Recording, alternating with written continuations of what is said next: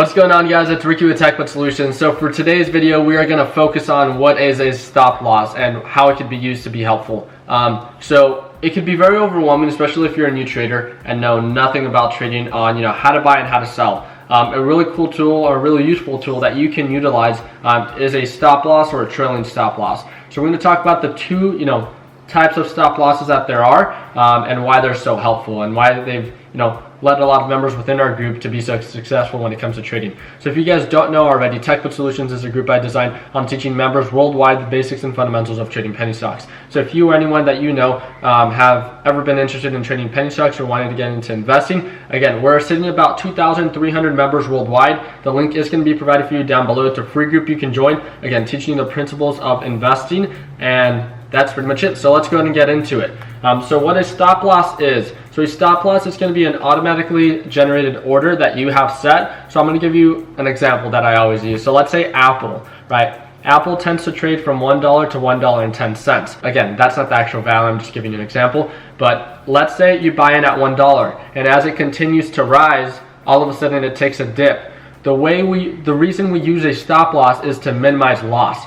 So if you set a stop loss at 99 cents and you bought in at $1, if automatically, it starts picking up, you bought in at $1, starts going to like 102, 103, and all of a sudden it takes a huge dip because, some news or some, huge seller just sold, your sell is going to execute at least 99 cents. And with that being said, you cut your losses. You lost, 1% because you lost 1 cent of a $1 stock, in a sense minimizing loss, and you can use that tool when it comes to trading. So when it comes to trading, the way you can do this and be successful long term is if you can control how much money you lose. And like we do with Untitled Solutions on the principles we teach, is being able to control and manage the amount of loss that you take. Again, every time we trade, we go by 3 rules. Not holding a penny stock overnight, only trading penny stocks that have 10% potential, and always setting a stop loss. So what that means is, if I plan to buy in at $1, and I understand that to be a good buy point because that's a support, and I plan to sell at $1.10 because that's a resistance, and that would be an ideal sell point.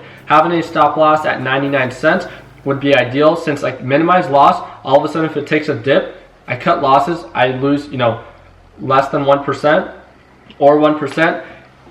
And in the long run, I can continue. I cut my losses there. I buy when it bounces at, let's say, 90 cents, and then I ride it back up. And again, every single time you trade, we would suggest within, the group of Untitled Solutions, we found it very helpful to always set a stop loss. Another tool that you can use to be successful when it comes to trading is set a trailing stop loss. And what that means is, as the stock continues to rise, again, giving you the example from Apple, from $1 to $1.10, setting a trailing stop loss, you can, and for those that are trading with Robinhood, there is no actual trailing stop loss. You actually have to cancel your order and then set a new stop loss. And that can be a little bit more difficult, but that's pretty much what you have to pay since you're not really paying for commissions. But what you do is you can cancel your order, and as the stock continues to rise, let's say it's at $1 and it goes to $1.03. Now it's bouncing from 102 to 103, and then it breaks to 105 and 106. You can set a trailing stop loss or a stop loss at 104.99, meaning that all of a sudden, if it takes a dip, you at least lock in that 0.0499 profit that you have within Apple.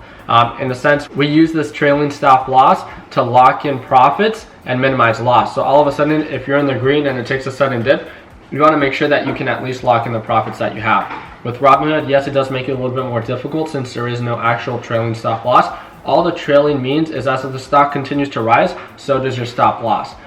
And what we use that for is, to minimize loss and to lock in profits.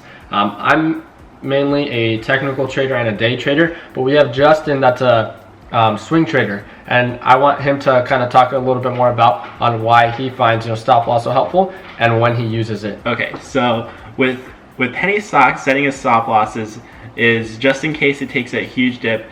It will protect yourself and minimize loss. With swing trading, setting a moving stop loss, if you hold the stock for a certain period of time and it hits a certain dollar amount and it will fall below that, it will also protect your gains and make sure you get out before it takes a huge dip. Yeah, and again, the whole purpose of a stop loss or a moving stop loss or a trailing stop loss, moving stop loss and trailing stop loss are ideally the same thing, right? Just different names. Yeah. Robinhood does not offer a trailing stop loss, so what you have to do is you have to click the cancel button. You have to go back into order types on the top right hand corner, submit, stop loss, and then you enter your price, and meaning the most amount or the largest amount of money that you're willing to lose. When it comes to setting a stop loss, I usually recommend setting a stop loss right below the support. If my entry point is at $1 and I know the support is at $1 and all of a sudden it goes below $1, I know before it goes below $1, I'm going to set a stop loss at 0.99999, minimizing my loss, because altogether we're here to make money. We definitely don't want to risk more or get emotional when it comes to trading, and not setting a stop loss is really it's gonna be a lot harder for those that have had consecutive consistent successful days, and having one bad day where you don't set a stop loss and all of a sudden it takes a 30% or 30% dip. Now you're down 30%, and it's going to take you a couple days to just get back to the point that you're at. So setting a stop loss has truly been something that has led to my success when it comes to trading. And no matter what kind of trader you are, you could always use these tools in a sense to be, or utilize these tools to be a little bit more successful. So hopefully we made it easier for you guys to understand what a stop loss is and how to be able to execute one when it comes to using Robinhood, since most of our viewers or most of our members do end up using Robinhood since it's a non-commissional brokerage company. If you guys have any questions or have any brokerage company that you guys want to ask if they have a stop loss, feel free to reach out to me. My email is going to be provided for you down below. It's techbuds@mail.com. And if you guys would like to be a part of our group, again, it's a free group worldwide. The link is provided for you down below, where you can join this group in a sense to network with motivated entrepreneurs. Thank you guys again so much for tuning in. If you guys have any questions, feel free to comment or reach out to me, and let's make sure we end this year on a green note. Take care, guys.